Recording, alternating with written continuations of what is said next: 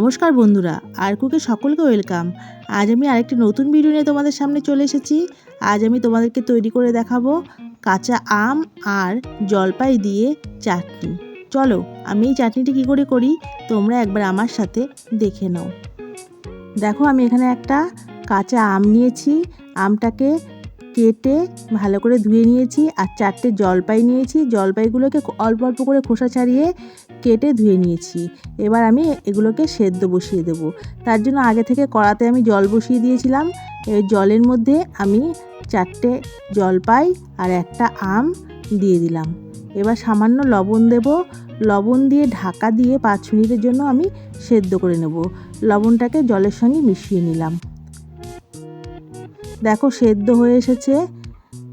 এবার এর মধ্যে আমি ছোটো চামচের হাফ চামচ হলুদ গুঁড়ো দিয়ে দিলাম। হলুদটাকে ভালো করে মিশিয়ে নিলাম।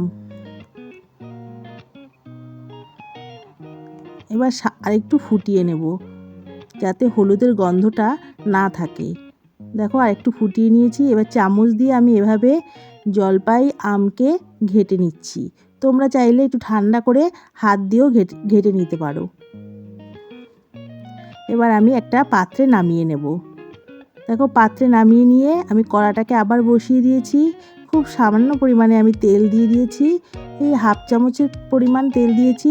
এবার এর মধ্যে 5 ফোড়ন আর একটা শুকনো লঙ্কা দুভাগ করে কেটে তেলের মধ্যে ফোড়ন বসিয়ে দিলাম। এবার এগুলো একটু তেলের মধ্যে ভেজে নেব। ভাজা হয়ে গেছে। এবার দেখো এখানে সেদ্ধ করে রাখা আম আর জলপাইকে আমি ফোড়নের মধ্যে দিয়ে দিলাম।